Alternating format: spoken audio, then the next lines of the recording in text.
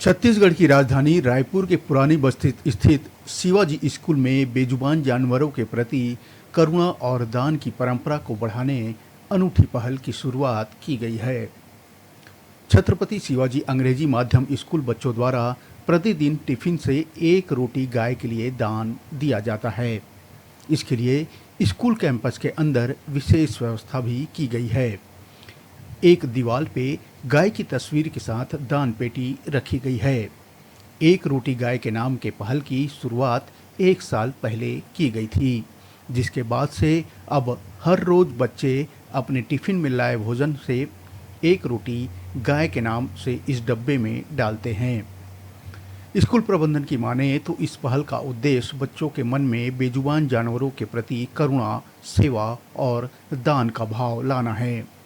इस अनोखी पहल से प्रतिदिन स्कूल कैंपस में करीब 700 से 800 रोटियां एकत्रित की जाती है। बच्चों में भी इस पहल का असर देखने को मिल रहा है।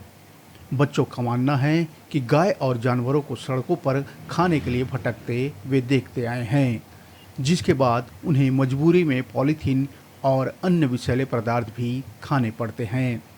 इसलिए अब घर में भी आसपास के जानवरों को हर दिन खाने के लिए कुछ न कुछ दिया जाता है। इसके अलावा बच्चों के परिजन द्वारा भी भारतीय परंपरा अनुरूप पहली रोटी गाय के लिए बनाई जाती है और बच्चों के जरिए उनके टिफिन में डाला जाता है, जिससे बच्चे अपने हाथों से रोटी को दान पेटी में डालते हैं। रोटी दान करने के साथ साथ भोजन बांट के खाने की सीख भी बच्चों को मिलती है। स्कूल में मिले दान की रोटियों को प्रबंधन द्वारा पास के ही गौशाला में भेज दिया जाता है, जिससे सैकड़ों गांवों को प्रतिदिन भोजन की व्यवस्था होती रहे, ताकि बेजुबान जानवरों को शुद्ध भोजन मिल सके।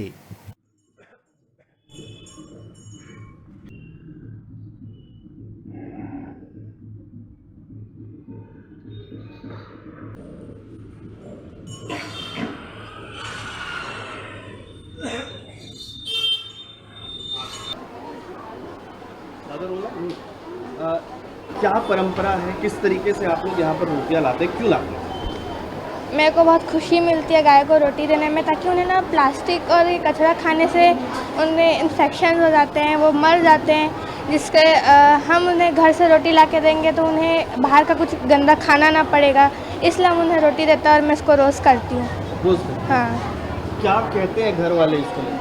हमारे पापा और मम्मी दोनों बोलते हैं कि रोटी हमेशा ले जाया करो, और हम घर में भी रोटी देते हैं। घर में भी रोटी? हाँ।